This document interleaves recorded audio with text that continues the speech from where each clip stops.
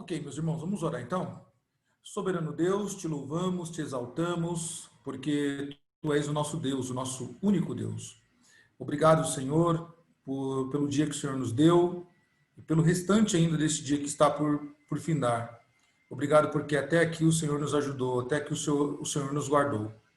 Obrigado por tudo, Pai, pela saúde, pela provisão do Senhor, porque em tudo vemos, Senhor, a tua mão poderosa agir nas nossas vidas, suprindo tudo aquilo que precisamos, nos animando, nos encorajando, animando a nossa alma, Senhor, que às vezes é tão angustiada ou fica angustiada por causa, Senhor, das fatalidades da vida, por causa das, das intempéries, Senhor, desta vida que vivemos e também por causa, Senhor, das obras do inimigo de nossas vidas.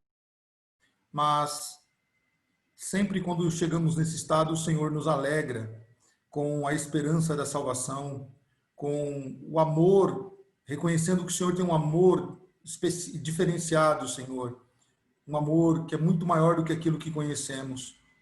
E também porque em todas as nossas tribulações e angústias, podemos ver a tua mão poderosa agir sobre nossas vidas. Como não te agradecer diante disso, Pai? Como não reconhecer o teu senhorio sobre nossas vidas? Por isso, a tua igreja reunida, Senhor, nesse discipulado, te louva, te exalta, te glorifica, Senhor, e rende glórias ao teu nome. Fica conosco nesse período de ensino, estudaremos um tema não muito agradável, um pouco chato, Senhor, porque toda vez que falamos em disciplina, Senhor, falamos de pessoas que romperam o pacto contigo, falamos de pessoas que quebram aliança contigo e por causa disso, Senhor, existe uma consequência. Mas também, Senhor, há um lado alegre nisso, em saber que toda vez que pecamos e erramos, toda vez, Senhor, que precisamos ser disciplinados, é porque o Senhor nos ama, é porque o Senhor não nos quer perder, no sentido de que nós não venhamos a nos afastar devido ao pecado, devido, Senhor, às nossas falhas e transgressões, mas que venhamos aprender com os erros, venhamos aprender, Senhor, com as nossas quedas, para que o teu nome seja glorificado. Por isso, glórias ao teu nome, Pai. Louvamos e te exaltamos em nome de Jesus. Amém. Amém, meus irmãos. Então, nossa aula de hoje vai ser sobre disciplina. Como a nossa igreja, a Igreja Presbiteriana do Brasil, ela trata as pessoas que cometeram algum tipo de pecado. E por que eu estou dando essa aula? Porque na última aula nossa foi sobre o pecado, né? Sobre o que é pecado, se tem pecadinho ou pecadão, toda a consequência do pecado que ocorre. Então, nós vamos ver como a nossa igreja trata isso, né? Porque vocês precisam saber como a Igreja Presbiteriana do Brasil lidar com essa questão no campo jurídico, tá? Como ela lidar com qualquer tipo de pecado, né? E como ela trata os pecados pela sua potencialidade, né? Uns mais graves, uns menos graves. E como nós como nós agimos diante do código disciplinar da nossa igreja quando a gente sabe que um irmão está em pecado, né? Como nós agimos. Primeiro, vamos para a palavra de Deus. Eu sei que sem o microfone vai ficar um pouco de barulho de interferência da rua, tá? Então, se vocês não ouvirem, me corrijam aí, me avisa para me estar repetindo, tá? Deixa eu abrir aqui a Bíblia. Vamos lá.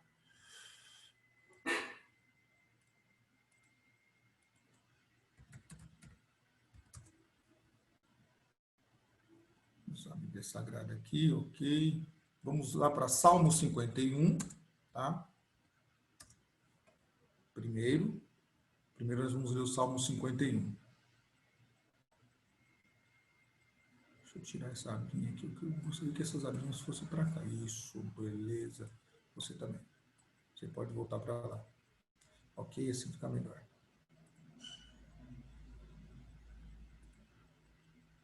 Bom, Salmo 51 diz assim: compadece-te de mim, ó Deus, segundo a tua benignidade e segundo a multidão das tuas misericórdias. Apaga as minhas transgressões, lava-me completamente da minha iniquidade e purifica-me do meu pecado. Pois eu conheço minhas transgressões e o meu pecado está sempre diante de mim. Pequei contra ti somente, e fiz o que é mal perante os teus olhos, de maneira que serás de maneira que serás tido por justo no teu falar e puro no teu julgar. Eu nasci em iniquidade e em pecado me concebeu minha mãe. Eis que Eis que te comprases, na verdade, no íntimo e no recôndito, me fazes conhecer a sabedoria. Purifica-me com isopo e ficarei limpo. Lava-me e ficarei mais alvo que a neve. Faz-me ouvir júbilo e alegria, para que exultem os ossos que esmagaste. Esconde o rosto dos meus pecados e apaga todas as minhas transgressões. Cria em mim, ó Deus, um coração puro e renova dentro de mim um espírito inabalável. Não me repulses da tua presença, nem me retires me retires o teu Santo Espírito. Constitui-me a alegria da tua salvação e sustenta-me com um espírito voluntário. Então ensinarei aos transgressores os teus caminhos e os pecadores se converterão a ti. Livra-me dos crimes de sangue, ó Deus, ó Deus da minha salvação, e a minha língua exaltará a tua justiça. Abre, Senhor, os meus lábios, e a minha boca manifestará os teus louvores, pois não te comprases de sacrifícios, do contrário eu os daria, e não te agradas de holocausto. Sacrifícios agradáveis a Deus são um espírito quebrantado, coração compungido e contrito não desprezarás, ó Deus. Faze bem a Sião segundo a tua boa vontade, edifica os muros de Jerusalém. Então te agradarás dos sacrifícios de justiça, dos holocaustos e das ofertas queimadas, e sobre o teu altar se oferecerão novilhos. Esse texto, nós vamos ler um outro texto, deixa eu só abrir aqui a outra Bíblia, que eu vou precisar descompartilhar, depois eu compartilho de novo. Deixa eu só achar aqui o texto.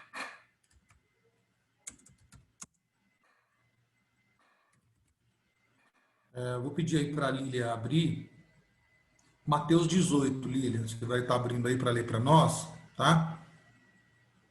Você vai ler dos versículos. Deixa eu abrir aqui, deixa minha Bible abrir aqui. Mateus 18. Leia você vai ler, não agora, tá? Só vai procurando aí, depois eu vou pedir para você ler. Você vai ler do versículo 10 até o 15, tá?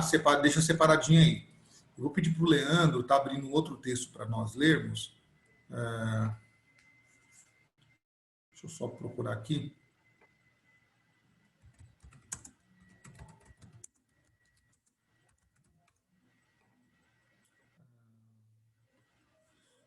Primeiro livro das Crônicas, capítulo 21. Você vai ler do versículo 1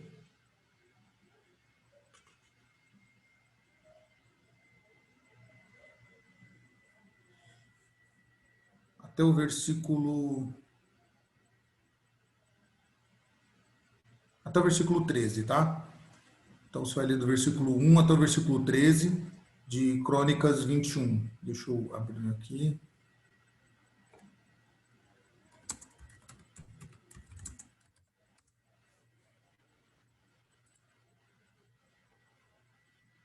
Vocês aqui de novo.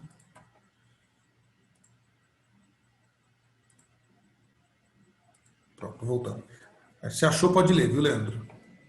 Lê primeiro o seu aí. Achei o meu aqui já. Então, Satanás se levantou contra Israel e incitou a Davi a levantar o censo de Israel. Disse Davi a Joabe e aos chefes do povo: Ide, levantai o censo de Israel, desde Berseba até Dan, e trazei-me a apuração para que eu saiba o seu número. Então, disse Joabe: Multiplique o Senhor, teu Deus, a este povo 100 vezes mais. Porventura, ó rei, meu senhor, não são todos servos de meu senhor? Por que requer isso o meu senhor? Por que trazer assim culpa sobre Israel? Porém, a palavra do rei prevaleceu contra Joabe, pelo que saiu Joabe e percorreu todo Israel.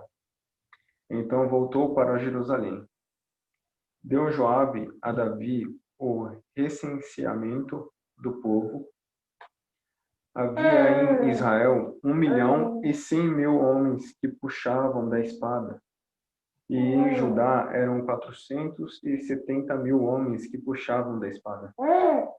Porém, os de Levi e Benjamim não foram contados entre eles, porque a ordem do rei foi abominável a Joabe. Tudo isto desagradou a Deus, pelo que feriu a Israel.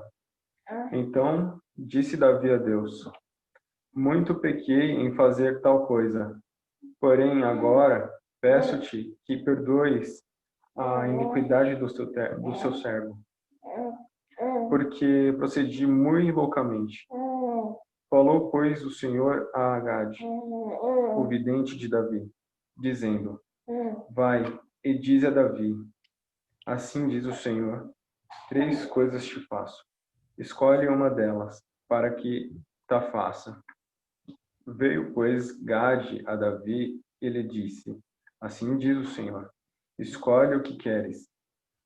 Ou 3 anos de fome, ou que por 3 meses sejas consumido diante dos teus adversários, e a espada de teus inimigos te alcance, ou que por 3 dias a espada do Senhor, isto é, a peste na terra e o anjo do Senhor, causem destruição em todos os territórios de Israel. Vê, pois, agora que resposta hei de dar ao que me enviou. Então disse Davi a Gade: estou em grande angústia. Caía eu, pois, nas mãos do Senhor, porque são muitíssimas as suas misericórdias, mas nas mãos dos homens não caía eu. É isso, né? Bom, tá aí. Bom, então nós vimos aqui que Davi, por duas situações, né? Ele pecando contra Deus e confessando o seu pecado, né? E no Salmo 51, e entendendo a realidade do pecado na vida dele e as consequências que aquilo causaria. E uma outra situação que Davi pecou contra Deus, tentado aqui, né? A fazer o recenseamento, e Deus puniu, né? E eu separei esses dois textos porque nós estamos falando de Davi, que é um homem segundo o coração de Deus.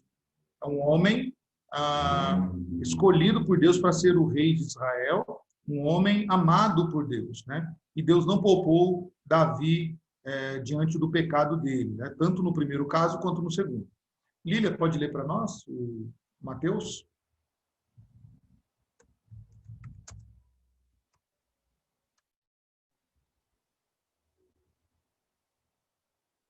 Falei do 8 até o 15, né?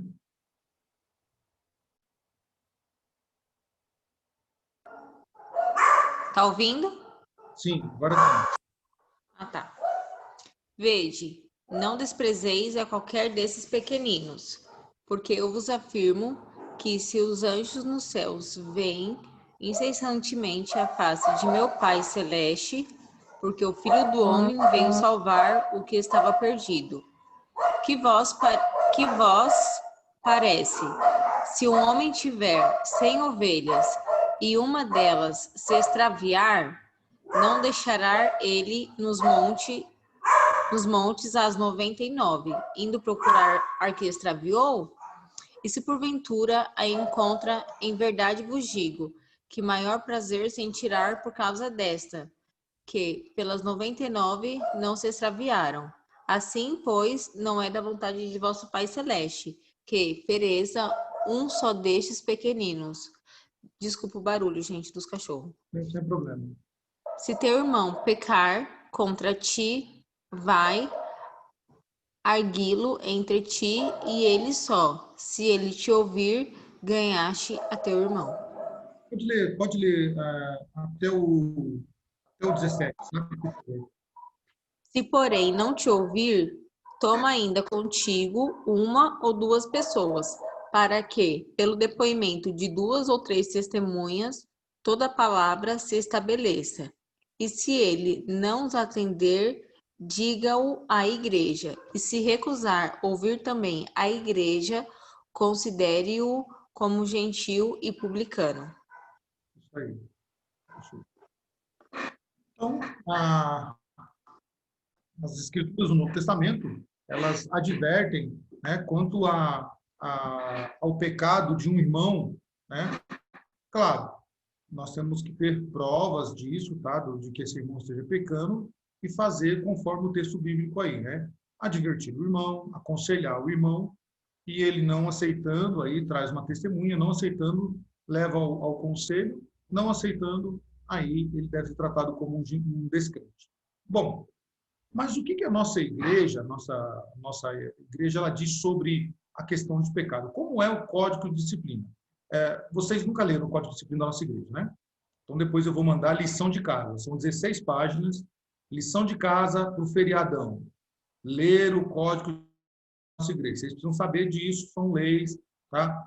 Não adianta a gente ter um conhecimento, entender a realidade do pecado, mas não entender como a nossa igreja trata. Porque é importante que saibamos como funciona a nossa igreja nessas esferas jurídicas, tá bom? Então, liçãozinha de casa. Bom, qual a natureza e a finalidade, então, desse documento, né? A igreja reconhece o fórum íntimo da consciência que escapa à sua jurisdição e da qual só Deus é juiz, mas reconhece também o foro externo que está sujeito à sua vigilância e observação. Artigo 2 diz: a disciplina eclesiástica é o exercício da jurisdição espiritual da igreja sobre os seus membros, aplicada de acordo com a palavra de Deus. Isso aqui é muito importante, tá? Por que as igrejas disciplinam, tá? Bom, em falar em exortação, hoje é um mimimi danado, né? As minhas páginas de Facebook que diga, né, Lívia? Você não pode mais falar nada, né? Não pode mais exortar, porque agora é você querer se meter onde não deve, é cuidar da sua vida, né? A vida dos outros em paz. Não é assim que funciona. Quem não quer passar por um processo de disciplina eclesiástico, então não deve fazer parte de uma igreja. Por quê?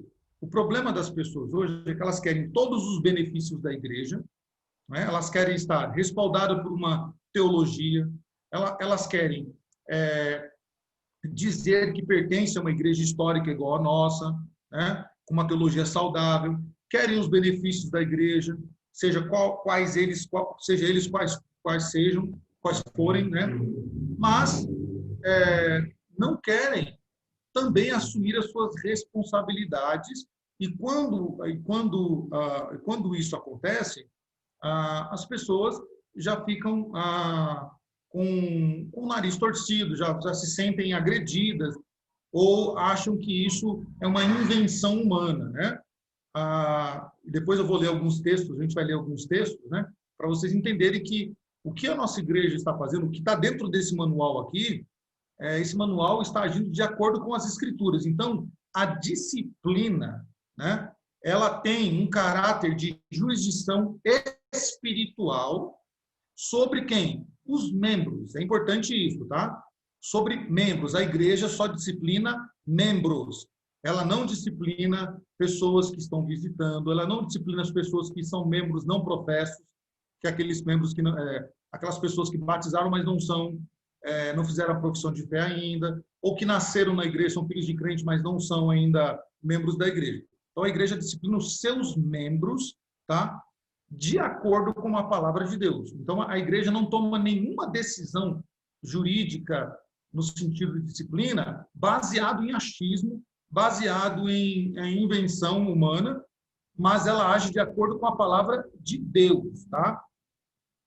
Um exemplo claro disso, depois a gente vai abordar mais isso, talvez na próxima aula, que eu vou ter que dividir essa aula em duas, né? Mas, por exemplo, juridicamente, hoje, no mundo, se discute a questão do aborto como algo legal.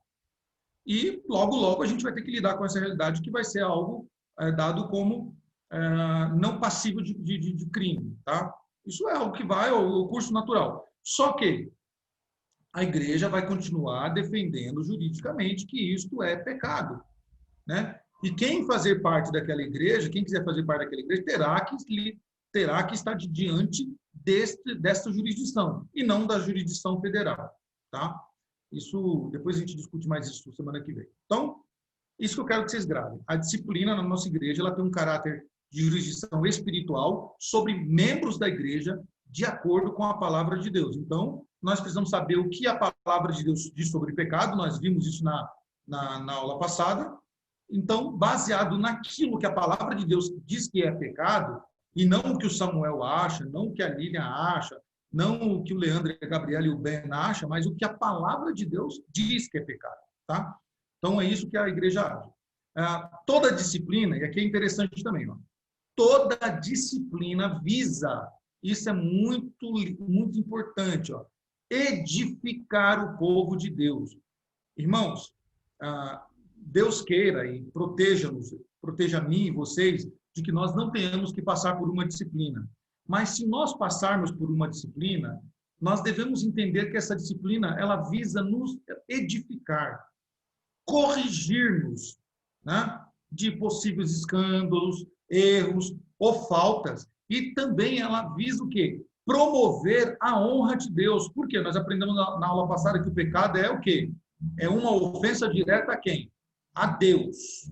Tá? Nunca se esqueça disso. Quando contra alguém, Deus guarde-nos disso, mas toda vez que nós pecamos contra alguém, pessoa ou pessoas ou instituição, na verdade, a primeira pessoa que nós pecamos foi contra Deus, tá? Então, visa a glória de Deus, a honra de Deus, né? O carro da pamonha agora, vai passar logo agora. Só para dar gosto, vontade de comer pamonha. A glória do nosso Senhor Jesus Cristo também visa, né? Promover a honra de Deus, a glória do nosso Senhor Jesus Cristo e o próprio bem de quem comete o pecado. Olha só que interessante, né?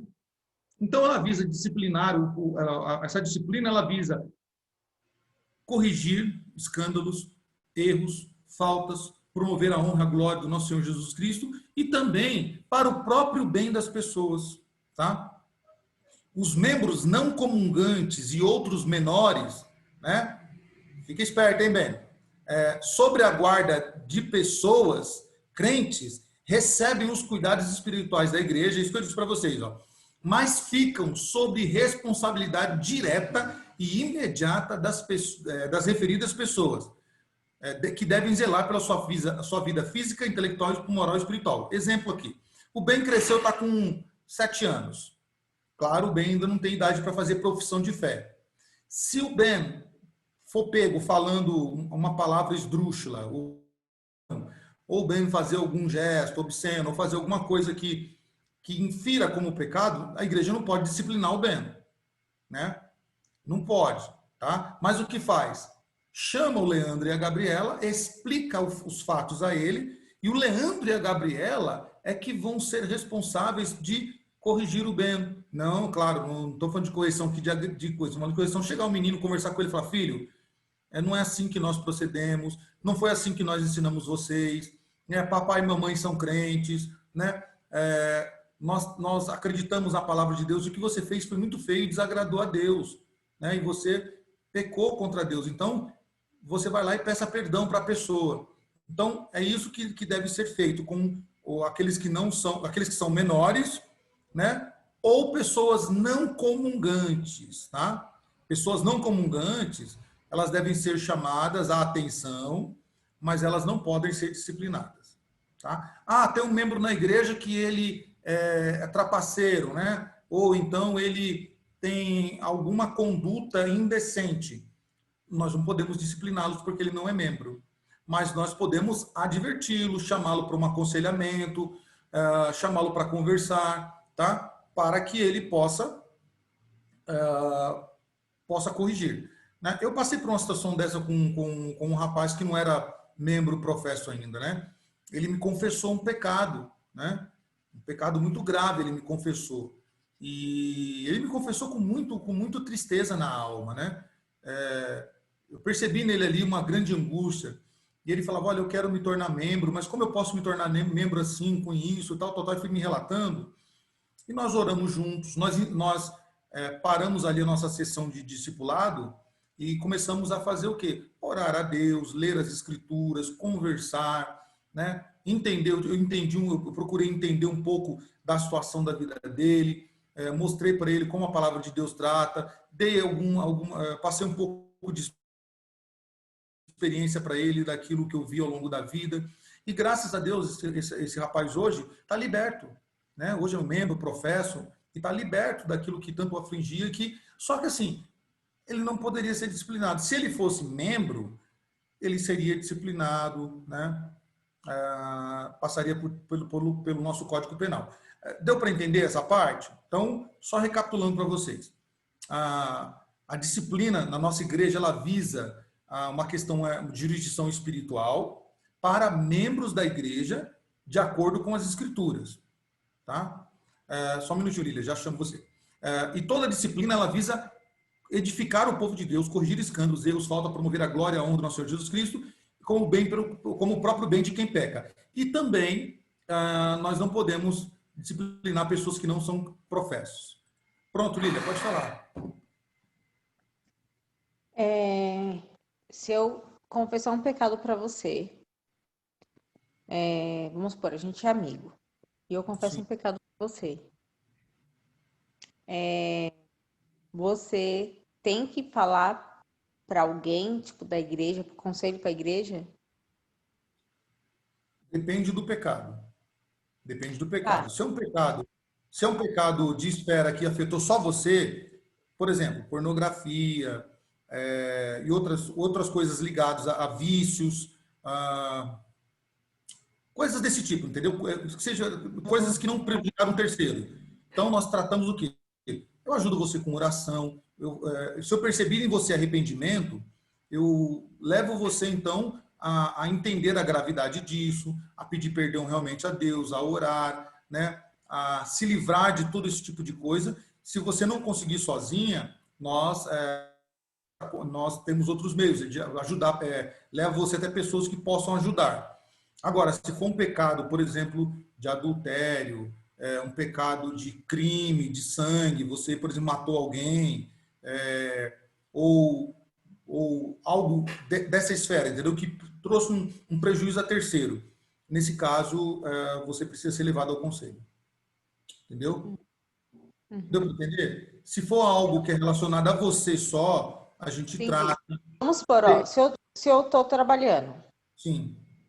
E aí eu tô precisando muito de dinheiro porque eu tô passando necessidade na minha casa, um exemplo. Sim. Aí eu furto dinheiro na loja. Sim. Né? Tudo bem. O pecado não vai justificar a minha necessidade. É um furto. Sim. Eu me arrependo, obviamente, eu vou acabar me arrependendo. Isso levaria ao conselho? Sabe por que você vai ter que ir para o conselho? Eu vou te explicar o porquê. Porque se você se arrependeu, você tem que fazer o quê? O ressarcimento. Entendeu? Arrependimento sem ressarcir não é arrependimento, concorda? Sim. Então, menino, no momento que você fosse ressarcir a sua empresa, possivelmente você será demitida. Porque você quebrou um elo de confiança. É uma consequência. Né? Então, isso já acabou saindo da esfera pessoal, ele partiu para algo público. Né? Então, você, mesmo arrependida, terá que passar pelo conselho. E aí o conselho, percebendo o teu arrependimento, ele vai aplicar uma disciplina velada. Nós vamos explicar o que é isso ainda, tá? Não é disciplina pública, que torna isso público para todo mundo, tá? É uma disciplina velada. É algo que vai ficar entre você e o conselho, porque você se arrependeu de fato, ressarciu aquela pessoa que você fez dano, né? Mas isso se tornou público, né? Isso trouxe até um desemprego para você. Então, a igreja visando te ajudar também nisso, para que depois ninguém fale assim, a Lília escondeu um pecado, ou o seu João escondeu um pecado, né? Quando alguém for falar isso, fala assim, não, um líder da igreja, o conselho, fala assim, a pessoa, a Lília, a Maria, o José não deve nada, porque nós já tratamos disso, né? e ela já passou pelo processo disciplinar. Então, até para você, para a pessoa que pecou, não sofrer com calúnias, com fofocas depois, é aconselhado que passe pelo conselho e seja aplicada a disciplina velada. Tá bom? Só mais uma pergunta. Sim, pode perguntar. Vamos ver agora. Um exemplo. Eu traí o David. Sim. Aí eu me arrependi e confessei. A primeira coisa que eu faço é confessar para ele, Sim. né? E aí ele me perdoou. E o correto é ficar só entre a gente. Ele me perdoou. Sim.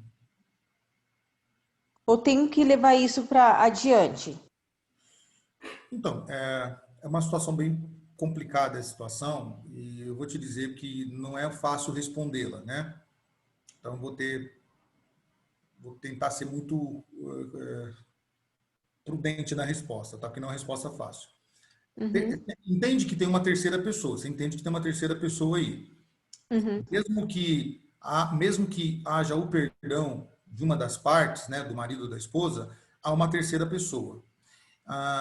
Essa terceira pessoa, ela pode ser legal e não contar para ninguém, como ela pode não ser legal e sair espalhando, entendeu? Sair por aí, espalhando por aí. Verdade. Então, para o bem do casal, é aconselhado que vocês vão até o conselho ou solicite um conselho, expliquem para eles a situação, né? Conte tudo o que aconteceu, né? O conselho também vai aplicar uma disciplina velada, tá? Para que lá na frente, quando essa terceira pessoa, por má fé, querer escandalizar, querer denegrir a imagem de um de vocês, né? Não tem efeito porque vocês têm o respaldo do conselho da igreja agora. Vocês passaram pelo processo disciplinar. Ninguém vai poder falar nada contra vocês. Entendeu? Entendi. Mas mesmo assim, no caso eu vou ser disciplinada. Veladamente, mas assim, entenda, não é uma situação muito fácil de dizer assim, porque em muitas situações a pessoa se reconcilia com o ente, com Deus também, pediu perdão a Deus, né, de fato, e não conta nada para ninguém, ok, ela se arrependeu, diante de Deus está ok, com o cônjuge está ok, né, ninguém precisa ficar sabendo, ok, livra. Só que pensa que aquela pessoa pode agir com má fé, aquela outra pessoa, a terceira pessoa, entendeu? E você não sabe se aquela pessoa vai agir de má fé ou não, pode agir de má fé, mas pode ser que sim. Para para que você não tenha, a pessoa não tenha prejuízo lá na frente, é melhor confessar para o conselho. O conselho ele não é da igreja, ele não é um tribunal inquisidor. Ele é um grupo de presbíteros que vão dar todo o respaldo, aconselhar, vão ajudar vocês ou as pessoas que passarem por isso, vão dar todo o respaldo, né, para que vocês se fortifiquem no relacionamento e para que ninguém fale. Porque quando alguém for falar, Lília, por exemplo, se alguma pessoa for falar, aquela punição que seria sua, ou desculpa, da pessoa, cairá sobre quem está fazendo fofoca. Isso nós vamos falar mais na frente. Então, quando alguém fala assim, vocês estão sabendo aí que fulano de tal, né, traiu fulano de tal, quando essa conversinha começar a sair, o conselho já vai ficar sabendo, vai chamar essa pessoa e falar assim, por quê? Não, mas nós estamos sabendo, eles vieram até nós aplicamos aquilo que deveria ser aplicado. Ah, mas eu não fiquei sabendo. Falei, mas quem disse que você ficar sabendo? Né? Eles vieram até nós, está tudo registrado em ata. Então, agora, aquela punição que seria sobre eles, e foi sobre eles, agora é sobre você que está fazendo fofoca. Eu não sei se você lembra, Lília, a Gabi e o Leandro não vão lembrar, porque eles não eram membros ainda. Mas quem sempre citava isso era o pastor Erley. Ele sempre citava isso quando tinha uma aplicação de pena a uma pessoa cometeu pecado, né? Que foi público. Que não haja conversa sobre o pecado deles cometido, porque será imputado, né, a pena daquele pecado deles sobre quem está fazendo conversinhas paralelas sobre fofoca. Então, eu assim, vou dar minha opinião, tá? Baseado aqui na nossa Constituição. Eu aconselharia que a pessoa procurasse o conselho e confessasse diante do conselho. Pode ser que, diante de tudo, o conselho nem discipline a pessoa, mas pelo menos o conselho esteja sabendo do acontecido, trate aí, vire um aconselhamento pastoral, mas eu aconselho que qualquer pessoa que passe por essa situação procure o conselho da igreja, entendeu? Até para que não haja nenhum tipo de conversinha, tá bom? Sim, tá bom. Tá. Agora abaixa sua mãozinha aí, senão vai ficar erguida direto aí. Isso, aí quando precisar de novo, só levantar. Continuemos, então. O capítulo 2, né? A nossa aula, irmãos, vai até 9 horas, tá bom? Então, nós temos meia horinha aí. Depois eu vou dividir ela em dois, depois a gente continua na outra aula, para não ficar muito cansativo para vocês. Eu tenho também aqui um trabalho de psicologia, de psicopatologia para entregar. Estou aqui no meio dos livros aqui, depressão para cá, esquizofrenia para lá, tem que entregar também, então vou reduzir um pouco o nosso horário hoje, tá bom? Mas vai ter lição de casa, não vamos fugir de lição de casa, não. Capítulo 2, então. Sobre as faltas. Falta é tudo aquilo que, na doutrina e prática dos membros e concílios da igreja, não esteja de conformidade com o ensino das Sagradas Escrituras. Nós aprendemos isso na última aula, vocês viram, né? Até sei que vocês sabem de cor. Eu não vou perguntar porque eu sei que vocês sabem de cor o que é pecado. Isso aí eu sei que vocês estão gravados na cabeça, eu não vou perguntar, porque eu não quero fazer uma pergunta que eu sei que vocês sabem, né? Então, é tudo aquilo que esteja não esteja em conformidade com as Sagradas Escrituras, ou transgrida ou prejudique a paz, a unidade e a pureza, a ordem e a boa administração da comunidade cristã. Por isso, meus irmãos, qualquer tipo de conversinha, de fofoca, qualquer coisa que afete a paz da nossa igreja, ou da igreja de Cristo, né, dos salvos, qualquer coisa que afete a pureza dela, né, ou a boa administração deve passar por disciplina eclesiástica, tá bom? Parágrafo único diz assim: nenhum tribunal eclesiástico poderá considerar como falta ou admitir como matéria de acusação aquilo que não possa ser provado como tal pela Escritura, segundo a interpretação dos símbolos de fé, tá? Então, nenhum conselho vai poder disciplinar alguém se aquela acusação não foi provada. Por exemplo, alguém falou assim: eu vi fulano e ciclano se pegando lá na rua, e uma pegação carnal, tal, tudo. Bom, se não há provas, não tem como punir essa pessoa, tá? Ou então a pessoa diz assim: eu vi uma pessoa assistindo um filme lá, assistindo Games of Thrones, por exemplo, né? Bom, você não pode punir a pessoa porque ela está assistindo Games of Thrones, porque não há nada. Você pode aconselhar ela a não assistir, por exemplo, ou qualquer coisa que seja parecida. Você pode aconselhar a não assistir, tá? Mas você não pode disciplinar a pessoa porque ela assistiu esse tipo de filme, ou estou falando de filmes que não sejam filmes eróticos ou de coisas parecidas assim, tá? Estou falando de filmes violentos ou desse tipo assim, tá? Ou alguma outra tipo de coisa que seja imagem ou visual ou audível, tá? Você não tem, porque você não pode inventar punição. Qual foi o grande erro de muitas igrejas no passado? Muitas igrejas disciplinaram pessoas por causa de televisão, por exemplo. Né? E hoje sabemos, né? E hoje a gente sabe que todas aquelas igrejas que puniram pessoas com a televisão, não só todos os pastores e membros têm televisão, como tem televisão dentro das igrejas, como funcionando como telão. Então, vejam só, a igreja não pode inventar pecado, não pode inventar punição para supostos pecados. Pecado é tudo aquilo tudo aquilo que vá contra, né, a harmonia da palavra de Deus, tudo aquilo que vai contra a palavra de Deus, tudo aquilo que a palavra de Deus diz que não está em conformidade com a vontade de Deus. Nós aprendemos isso, tá? Então, a nossa igreja, o nosso conselho, ele não vai atribuir como falta, né, como matéria de acusação, algo que não possa ser provado, primeiro, pela Escritura. Então, como é que o conselho da Igreja Reformada aceita a acusação? Baseado nas Escrituras.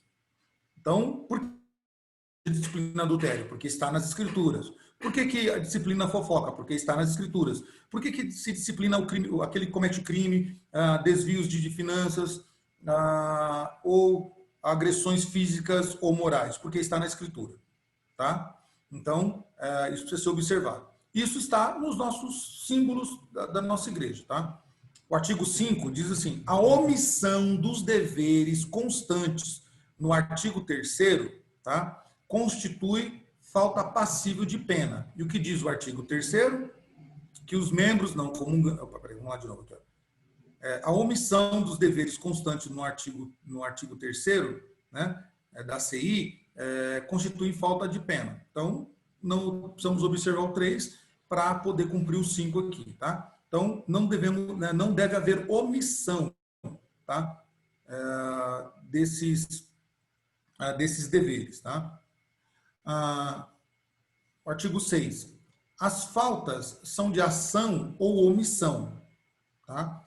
Isto é, a prática dos atos pecaminosos ou a abstenção, gravem isso na porta do banheiro, na porta do guarda-roupa, no vidro do fogão, né, no bilhete único, onde vocês veem. Não é só pecado, tá? Cometer alguma transgressão que a Bíblia nos adverte, mas também, isso aqui, ó, tá? Abster-se dos deveres cristãos, tá? Ou ainda situação ilícita. Então, quando eu me abstenho de fazer algo bom, algo que as Escrituras dizem que é dever do cristão, eu estou pecando, tá? Por exemplo, vou dar um exemplo de um caso de uma situação de uma matéria que eu estou estudando na psicologia. Se eu conheço alguém, tá? Eu estou vendo alguém que está depressivo, está querendo se matar, e a pessoa diz assim: eu estou pegando um ônibus aqui e eu vou me jogar dentro do Rio Pinheiros. Né? E eu conheço aquela pessoa, sei que aquela pessoa tem histórico de depressão, tem tal, né? O que eu devo fazer? Não devo deixar aquela pessoa aí. Mas se eu falar assim: eu não tenho nada a ver com isso. Não tenho nada a ver com isso. Eu não sou Deus, né? Eu não sou pai daquela pessoa, não sou irmão, marido, etc. Eu não sou nada. Deixa aquela pessoa se virar. Ela é grandinha e depressão é ser vergonhice. Não tem... Depressão é frescura, né? Eu estou sendo omisso. Lembra aquela passagem que Jesus cita de quem é o próximo de alguém, quando os discípulos perguntam: mas Senhor, mas quem é o meu próximo que eu devo amar? E Jesus dá um exemplo do bom samaritano, né? De uma pessoa que ela é espancada quase até a morte, ela é roubada e espancada e fica lá no chão, passa-se o sacerdote, o levita, e não dão atenção para ela, deixa ela lá, né? Mas o samaritano passa, né? Atende aquela pessoa, né? Deixa ela numa hospedaria e diz: trate dela, toma aqui o dinheiro, se faltar alguma coisa, na volta eu restituo você. Ele não foi omisso com os deveres dele. Os mesmos deveres que era dado, na verdade, não era nem um dever do samaritano, porque era um judeu, né? Mas como ser humano, né? Todos eles tinham os mesmos deveres. O sacerdote e o levita, eles não observaram esse dever, eles pecaram, né?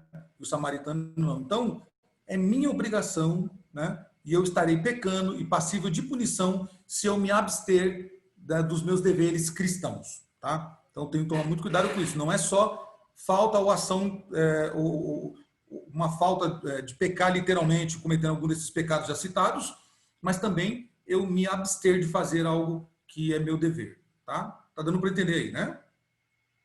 Certo? Ok. Parágrafo único. As faltas são pessoais as faltas são pessoais se atingem a indivíduos, tá? Gerais se atingem a coletividade. Então, por exemplo, se eu ofendo um de vocês, o meu pecado é pessoal, eu devo fazer o quê? Aquele texto que nós lemos, né? Mateus 18, né? Deixa eu ver se é Mateus 18, mas não falo, Mateus 18, tá? Vou lá no Leandro, vou lá na Lília, vou lá na Gabi, vou lá no Leandro, no David e peço perdão à pessoa que eu pequei.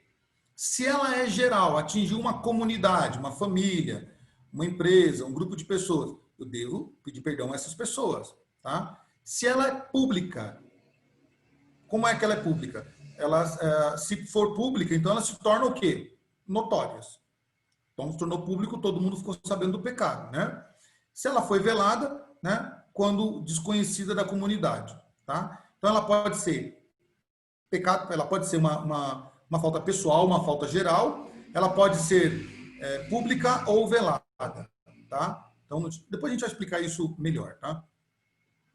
Bom, os concílios incidem em falta quando tomam qualquer decisão doutrinária ou constitucional que flagrante aberra dos princípios fundamentais adotados pela Igreja, tá? Então, o concílio ele toma uma decisão doutrinária ou constitucional, no caso, quando é flagrante, né, a falta da pessoa, tá? Diante daquilo que a igreja adota. Quando aquilo foi algo flagrante, notório, não tem como mesmo, isso é dado como falta de ação doutrinária da igreja, tá? Uma intervenção doutrinária. Quando se procedem com evidente injustiça, desrespeitando posição processual de importância ou aplicando pena em manifesta desproporção com a falta, tá? Então, quando é que o concílio erra, tá? Em relação à disciplina? Quando tomam qualquer decisão doutrinária ou constitucional que flagrantemente aberra os princípios fundamentais adotados pela Igreja. Né? Então, quando uma disciplina ela é notória, flagrante, excedente, além daquilo que a nossa Igreja adota, o concílio errou, tá? Tomou. Ou quando se procede com evidente injustiça, desrespeitando a disposição processual de importância, aplica uma pena manifesta em desproporção com a falta. Por exemplo, a pessoa ela mentiu, né, e você aplica uma falta de adultério. Não tem nada a ver, são coisas desproporcionais, né? Ou quando o pecado é pessoal e você faz isso uma disciplina geral. São deliberadamente contumazes a desobediência às observações que, sem caráter disciplinar, o Concílio Superior fizer exame periódico no livro de atas, tá? Mas isso aí vai ser dito depois. Diga, Lília. Para cada pecado, a disciplina é diferente? Sim, sim. Tá? Existe proporcionalidade diferente para cada pecado. Você não pode tratar um pecado de adultério com a mesma proporção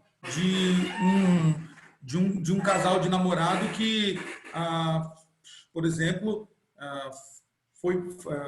um ofendeu o outro, ou por uma mentira. Ou você não pode tratar igual um pecado que foi feito pessoal, né, com um que foi feito geral. Né? Você não pode tratar um crime de sangue, uma pessoa que matou a outra, né, com alguém que xingou o outro com palavrão. Isso na esfera nacional, juridicamente falando agora do nosso Código de Disciplinas, Código Penal brasileiro, por exemplo, existem o quê? Penas, a pena de cadeia para o criminoso, ela é de acordo com o seu crime. Então, se uma pessoa roubou o mercado, ela tem uma pena, vou chutar aqui, 2 anos de cadeia. Mas se esse crime de assalto, ele houve um assassinato, de 5 pode ir para 12 anos. Né? Se esse crime de assalto e assassinato houve estupro, isso pode ir para 30 anos, que é o máximo que a nossa legislação permite. Então, percebe a diferenciação no nosso Código Penal brasileiro. Por isso que a nossa disciplina eclesiástica também ela é de acordo com o pecado, com a proporcionalidade do pecado. Adultério tratado como adultério, né? Desentendimento é tratado como desentendimento, mentira é tratado como mentira, desvio de financeiros é tratado como desvio financeiro, tá? Porque cada pecado ele tem a sua proporcionalidade. Deixa eu fazer uma pergunta antes de fazer uma outra pergunta. A gente vai aprender, ou você vai falar, quem é que determinou o tempo de disciplina, essas coisas?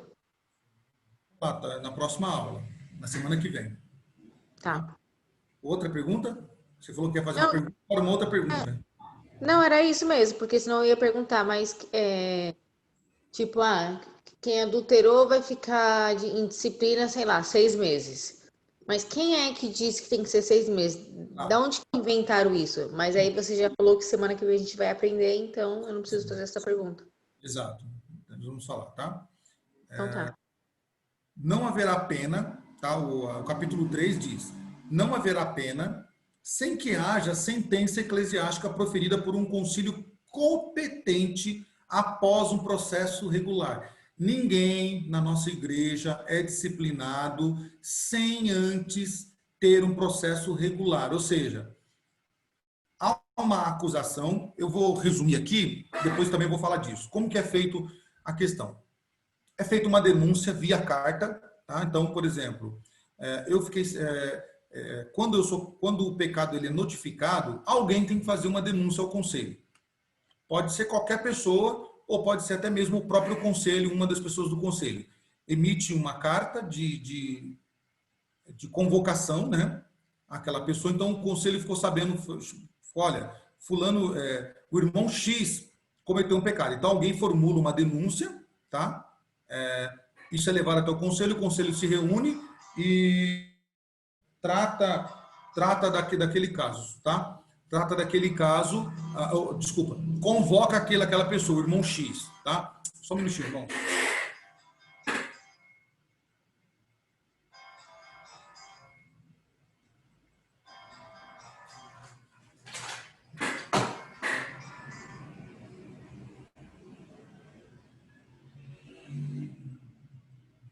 Oi.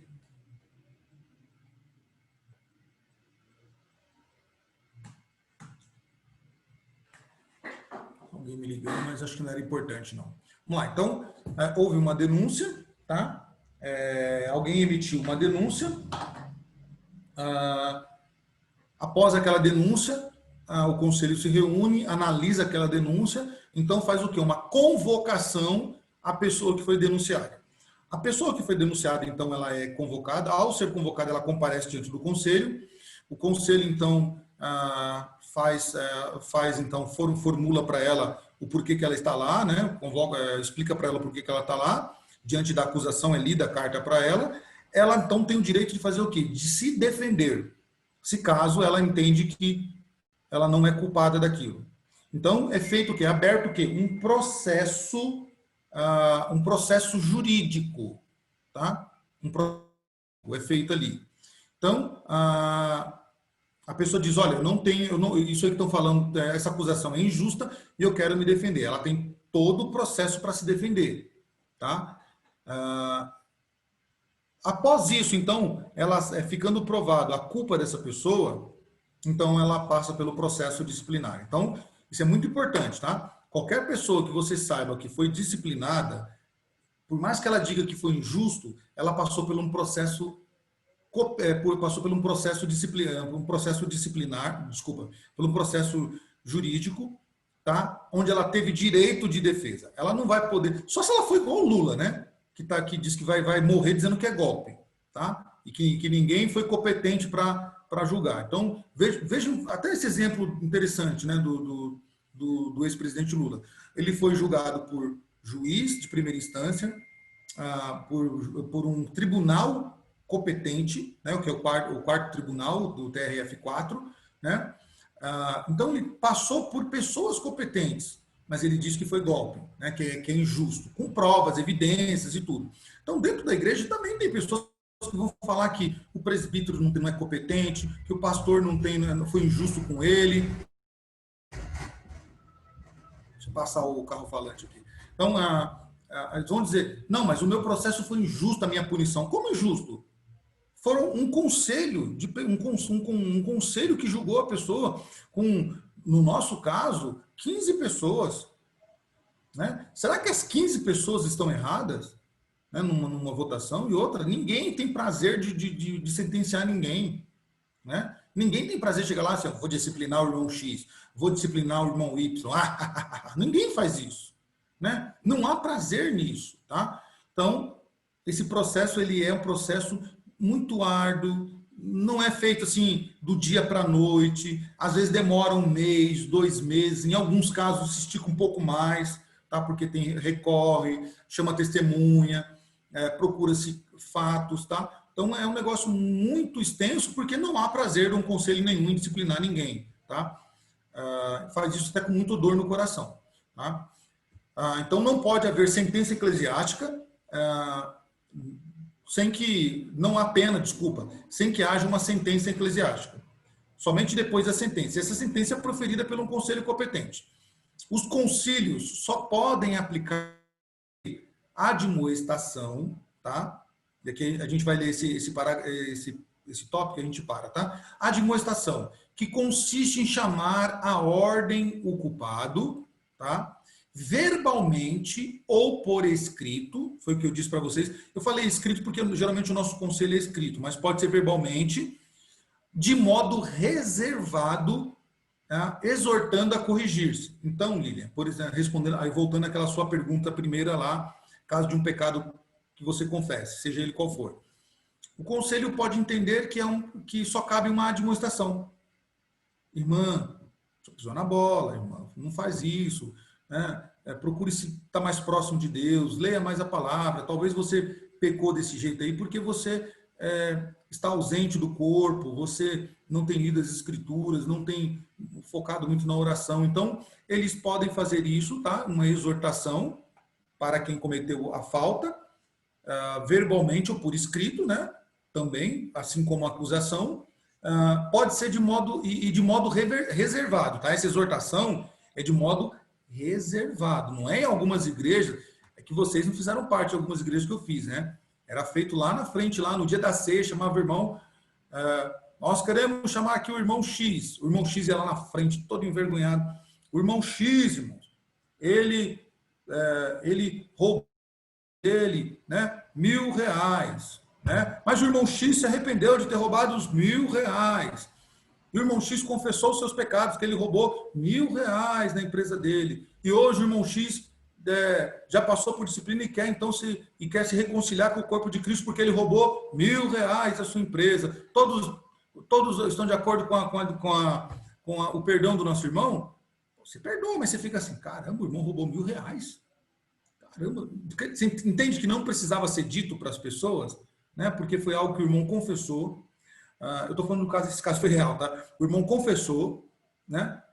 Ressarciu, cabia só uma demonstração, não cabia aí algo público. Então, note que foi desproporcional ao que fizeram com esse irmão. Complicado, né? Deu para entender, então, essa questão da demonstração, né? Ok?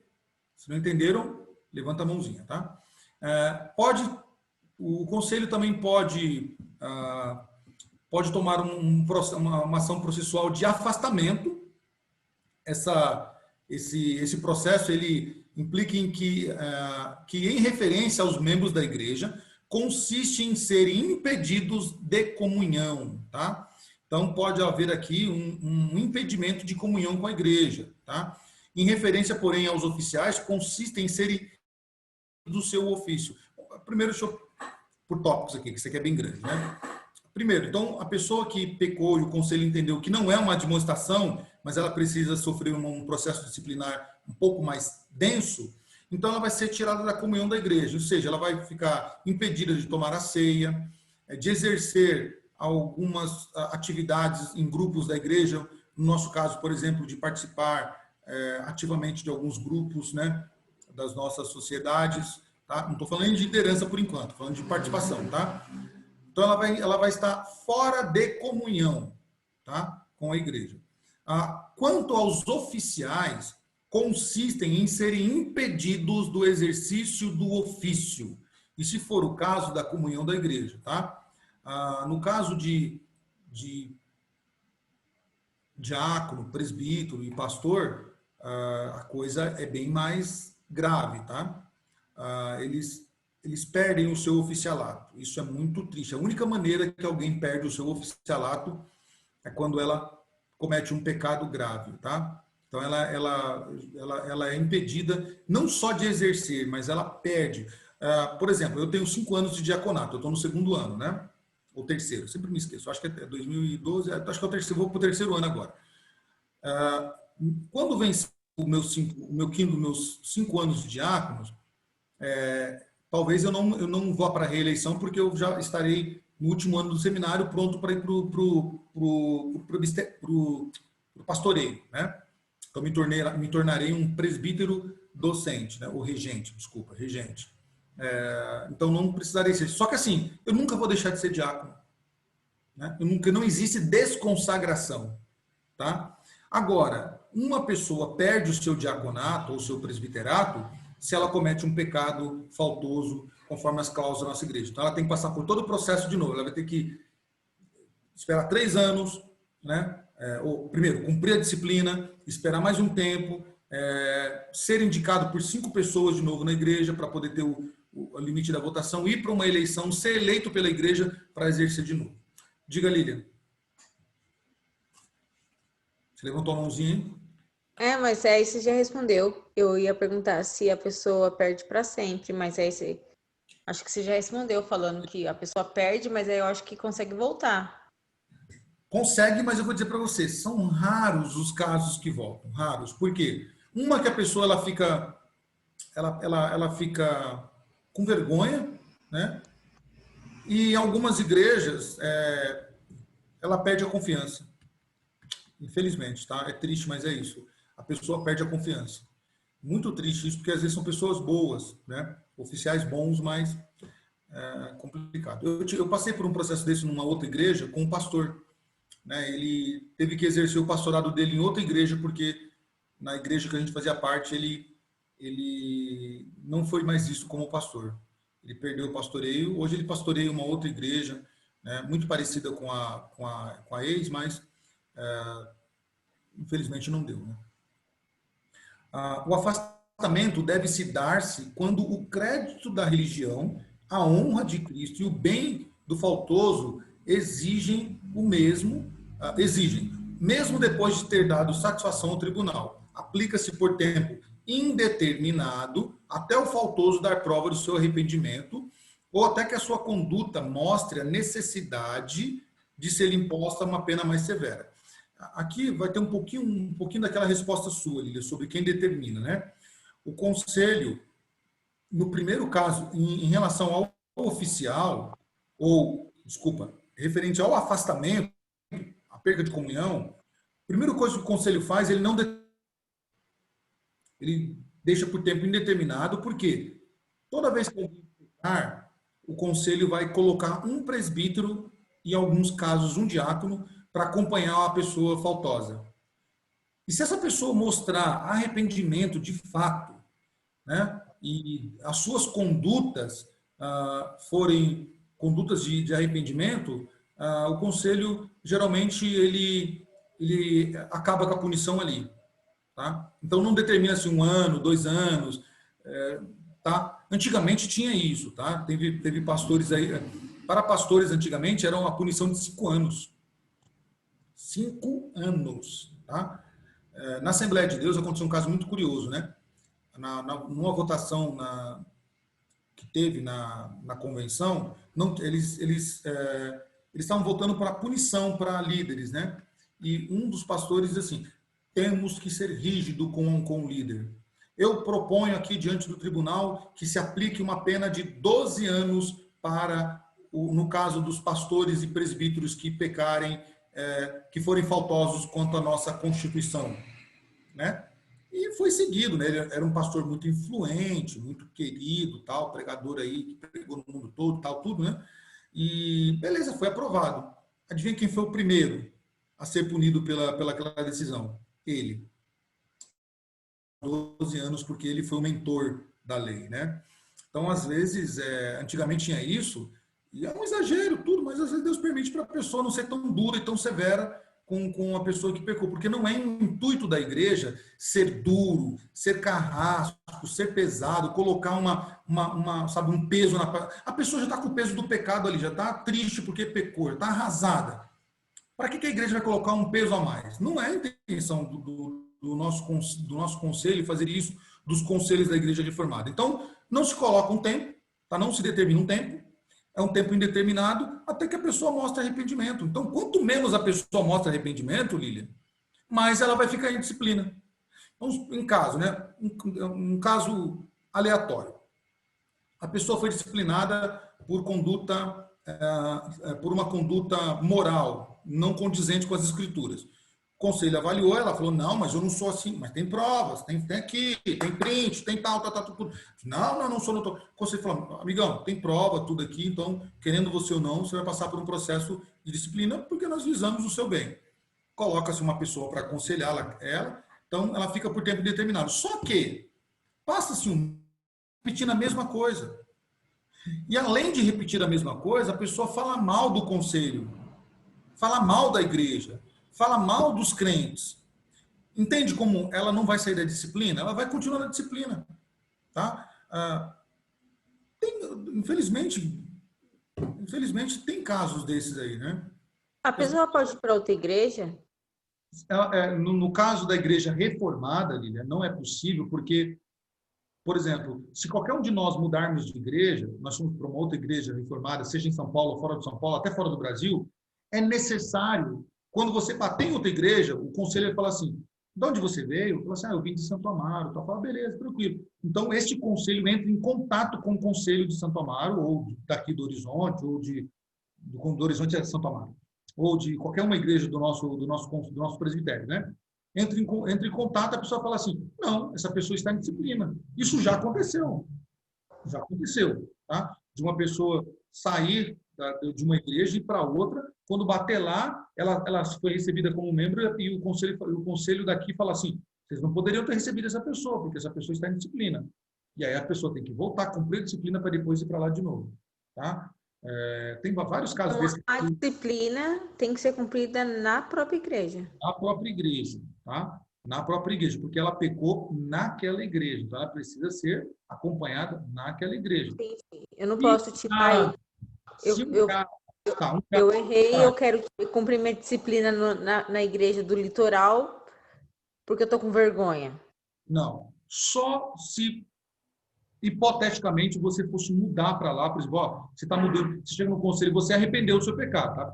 Quem não é arrependido é difícil. Mas se você se arrependeu, falou assim, olha, eu estou mudando, né? Eu estou mudando para o litoral porque fora de São Paulo, porque minha empresa está mudando para lá, eu também vou mudar para lá. Então, mas o que a igreja faz? A igreja fala, então você vai numa igreja, procura uma igreja lá e nos comunique. Então, a partir da pessoa fala, estou na primeira tal de tal lugar. O nosso conselho emite uma carta para esse conselho, falando, receba fulano, irmão X, como membro daí, porém o irmão X está em disciplina. E aí aquele conselho daquela cidade vai colocar uma pessoa para acompanhar aquele irmão que está em disciplina, né? E por um tempo indeterminado também, e lá aí a responsabilidade daquele conselho agora, não é mais nossa.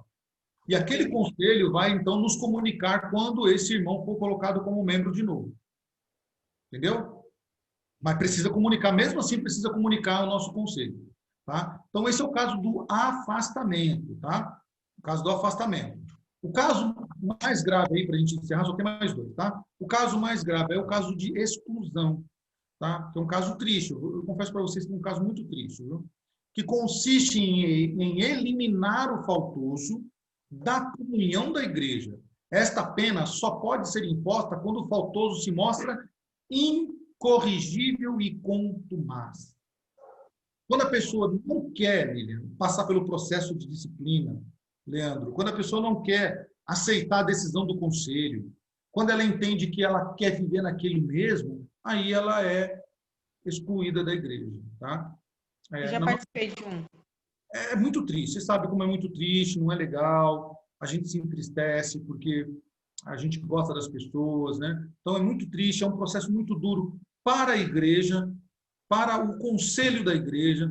Nenhum pastor que eu conheço, nenhum tem prazer em excluir pessoas. Esses pastores, muitas das vezes, meus irmãos, eu conheço pastores que choraram a noite inteira porque teve que excluir uma pessoa do rol de membro baseado na decisão do conselho.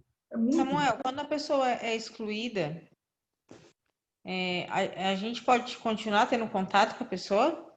Olha, Lília, sim, não é aconselhado que ninguém deixe de contato, a não ser que aquela pessoa tenha tenha condutas imorais, condutas anticristãs. Aquela pessoa, por exemplo, ela apostatou da fé, agora ela está frequentando seitas. Então, assim, a gente aconselha que, se é uma exclusão porque a pessoa entendeu assim, entendeu que ela quer continuar na vida, por exemplo, um caso aleatório, adultério, ela não quer passar pelo processo de disciplina porque ela quer continuar no erro, ela quer ficar com aquela pessoa e não quer voltar para o seu casamento, entende que está tudo certo, que não é pecado. Ela é excluída do hall de membros, só que entende que ela não é uma pessoa imoral no sentido de praticar imoralidade, embora o adultério seja uma imoralidade, tá? Mas ela não é uma pessoa que cause risco à sua fé, né? Em termos de blasfemar contra Deus, de ter uma conduta assim que vai te afastar. Ela sabe que ela fez errado, mas ela não quer ser disciplinada, tá? Então, a gente não se afasta porque a amizade continua. Sem dar nomes, né? Nós tivemos um caso desse na nossa igreja muitos anos atrás, só quando eu cheguei, de uma irmã muito querida, que ela apostatou da fé, né? E ela saiu da igreja, ela pediu até a exclusão, ela que pediu a exclusão, e não deixou de ter relacionamentos com muitas pessoas da nossa igreja até os dias de hoje. Uma pessoa muito querida, muito boa, coração muito, muito bom, uma pessoa agradável, mas ela não aceitava mais a nossa teologia, a nossa visão bíblica, né? Então ela partiu para outro caminho, mas não deixamos de ter contato com ela, né? Então é nesse caso. Agora, pessoas que vão para seitas, que apostatam da fé, que negam a existência de Deus, que têm práticas imorais, tudo aí é aconselhado porque é Salmo 1º, né? Nosso Salmo 1º. Então você tem que aplicar o Salmo 1º na sua vida, não andar no caminho dos pecadores, nem se assentar na roda dos escarnecedores, nem se deter no caminho dos pecadores e nem se assentar na roda dos escarnecedores. Tá? Então, esse é o caso caso mais dolorido. Agora, o caso de deposição, tá? É a destituição de ministros, presbíteros, diáconos ou ofício, que é o que eu disse lá em cima. Primeiro é dado o afastamento e depois a deposição. Tá? Isso é muito triste também, tá? Quando um ministro, nosso presbitério já passou por isso, infelizmente é muito dolorido, quando um ministro, né, um pastor, ele é deposto do seu cargo, quando um diácono é deposto do seu cargo, né, do seu oficialato, quando ele perde o seu oficialato. Isso é muito triste porque, por exemplo, o caso do pastor, pensa aí, né? Com 5 anos estudando num seminário, 5 anos que você abre mão da sua vida para estudar grego, hebraico, estudar inglês, estudar psicologia, filosofia, sociologia, lógica, português, e vai tantas matérias, Antigo Testamento, Novo Testamento, missões, tanta matéria que você fica, são 12 matérias por semestre. Né? Você priva da sua vida de sono, você deixa de ver TV, você deixa de, às vezes, sair com os amigos, de participar de festas familiares, porque você precisa de trabalho para entregar. E aí, depois de muitos anos de ministério, você vê a pessoa sendo deposta, é muito triste. Um diácono que foi eleito pela igreja, em que a igreja disse, vamos eleger fulano porque nós confiamos em fulano, porque nós acreditamos que fulano vai nos representar. E aí aquela pessoa é pegando uma falta. É muito triste, viu, meus irmãos? É muito triste. Nesses anos que eu estou na IPB, eu já vi alguns oficiais sendo depostos. É muito triste, muito doloroso. Confesso para vocês que eu não senti alegria em nenhum mesmo, né? Nenhum. Não sinto, até hoje, não sinto alegria nenhuma. Tá bom? Então, deixa eu ver aqui. A gente continua, acho que até que dá para a gente pensar um pouquinho, tá? Na próxima semana, a gente vai falar um pouquinho da repreensão, tá? Quando que a gente deve repreender, né? ou reprovar, na verdade, né? Algumas faltas de irregularidades. Vamos falar da interdição. Vamos falar um pouquinho dos tribunais, como que é feito os tribunais, e aí nós vamos abordar um pouquinho mais dessa questão do tempo, tá? De disciplina. Vamos falar um pouquinho da suspeição e da incompetência, tá? Vou passar aqui rapidinho pelo processo, porque isso aqui é uma coisa que depois vocês podem ler, tá? Do andamento do processo, a questão mais jurídica, né? Ainda faz parte lá. Vou falar um pouquinho das testemunhas, que é muito importante, tá? Das testemunhas e da acareação, tá? Quando alguém acusa alguém, ela precisa ter provas. E quando ela apresenta prova, quando ela apresenta uma denúncia, ela precisa saber que ela vai fazer o quê? O acareamento, não é só assim chegar lá e denunciar, não. Denunciar no oculto, não. Se ela denunciou, ela tem que ser responsável em assumir aquela denúncia frente a frente com a pessoa. Vamos falar um pouquinho disso aqui. Aqui vou passar por cima rapidinho, no papel do secretário, das citações, tá? Da intimação, como que é feito, a sentença, o acórdão, do processo sumário, também vou passar por cima do processo ordinário rapidinho. Vou falar um pouquinho da apelação, aqui eu vou gastar um tempinho com vocês da apelação, né? Um pouquinho quando a pessoa apela pela sentença dada, né? Quando ela diz igual o Lula, eu sou inocente, né? Isso é um golpe. Então, vou falar que ela tem o direito de apelar. Aí tem a revisão do processo, o recurso extraordinário, né? E aí termina com a execução da pena. E aqui a mais importante que eu vejo aqui no nosso manual, a restauração de quem passou por processo disciplinar. Isso é muito bonito, porque aquele que está passando pelo processo disciplinar e aceita, ele vai ser o quê? Restaurado. É para isso que está a disciplina, para ele ser restaurado. Tá bom, meus irmãos? Então, semana que vem, nós voltamos aqui, da onde paramos, para que a gente possa, então, entender um pouquinho do processo disciplinar da nossa igreja. Ok? Não, num percentual, rapidinho. Sim.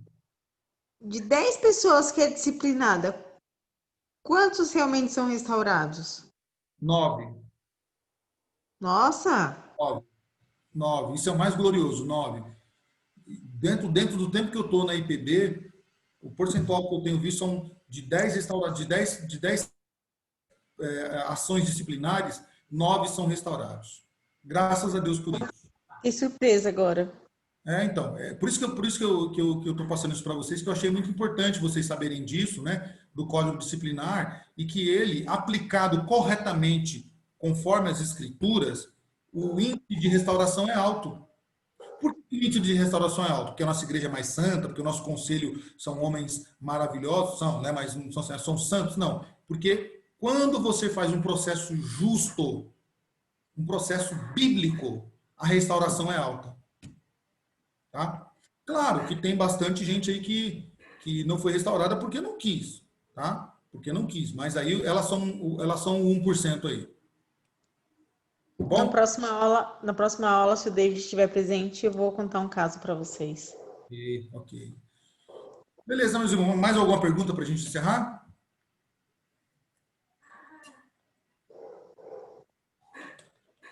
Vou deixar o Leandro falar, porque ele falou muito hoje.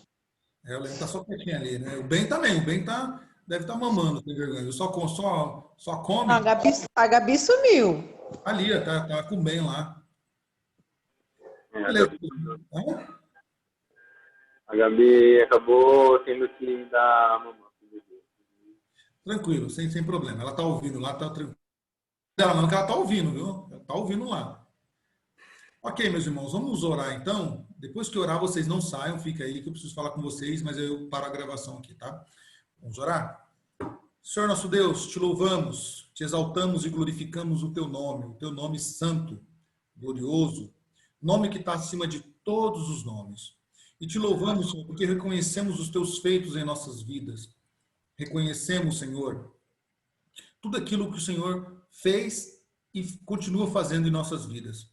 Quantas vezes, Senhor, fomos repreendidos por Ti, não em processos disciplinar pela igreja, Senhor, e glórias ao Teu nome por isso, não por nossa bondade, mas por Tua bondade e misericórdia, mas o Senhor nos repreendeu na Tua palavra. E louvado seja o Teu nome, porque foi suficiente para que nós não continuássemos no erro e viéssemos a passar por esse processo tão dolorido, Pai, de disciplina eclesiástica. Mas, Senhor, houve muitos irmãos nossos que tiveram que passar por isso, estão passando por isso, e nós queremos nesse momento apresentá-los diante de Ti. São irmãos preciosos, Senhor. São pessoas muito queridas por nós, que estão enfrentando essa dificuldade. Eu sei que não houve alegria no conselho, não há alegria em igreja nenhuma, Senhor, em efetuar uma pena de disciplina eclesiástica, Senhor. Que o Senhor tenha misericórdia e ajude esses irmãos a se levantarem no tempo oportuno. E que nós possamos, Senhor, olhar para isso e aplicar em nossa vida aquilo que o Senhor disse: quem está de pé, cuide-se para que não caia. Obrigado, Senhor, pela tua bondade em nos ajudar a observar, Senhor, o perigo quando ele está perto, a não agir como Caim, quando o Senhor falou para Caim que ele deveria observar porque o pecado estava à porta, né? E Caim não se apercebeu disso e acabou, então, cometendo um pecado contra o seu irmão Abel, e por isso Caim foi punido. Como Sansão, Senhor, que não se atentou para o pecado que estava tão próximo dele, ele brincou com essa situação, achando que nada aconteceria, e Sansão teve os seus olhos perfurados por causa disso. Ou como Davi, Senhor, que se achou intocável e cometeu muitos pecados, Senhor. Cometeu pecados tomando mulher que não era dele, matando Urias, contando o povo quando não era para contar, fazendo tantas coisas, Senhor. Mas Davi também foi punido por isso, Senhor. E tantos outros, Senhor, tantos outros. Mas o que nós te louvamos, Senhor, é porque todos esses foram restaurados pelo Senhor. Pelo Senhor, Davi foi restaurado pelo Senhor, Salomão foi restaurado pelo Senhor e tantos outros nas Escrituras, porque há um coração contrito e quebrantado, diz as Escrituras, que o Senhor não rejeita. Um coração contrito e quebrantado, o Senhor não rejeita. Por isso, Senhor, nos ajude a enxergar todas as vezes que errarmos, para que não haja soberba em nosso coração de acharmos que somos melhores do que os outros, que não passaremos pela punição do Senhor, que não seremos punidos por erros. Quando isso acontece na vida do ser humano, Senhor, é um estágio muito triste, um estágio perigosíssimo, porque é próximo do estágio da apostasia. Obrigado porque o Senhor tem nos disciplinado, porque a disciplina do Senhor visa nos aperfeiçoar, visa nos corrigir e visa no Senhor trazer para próximo de Ti.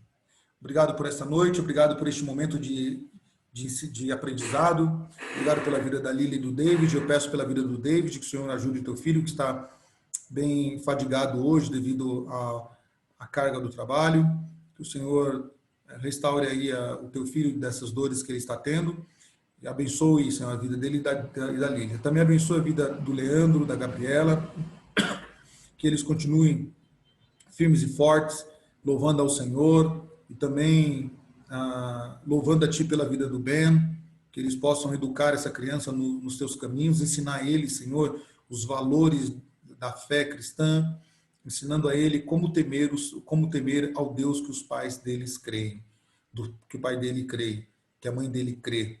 Ajude, Senhor, esse casal, ampare-os sempre que eles precisarem. Em nome de Cristo Jesus, nós te louvamos, Pai, por esta noite preciosa.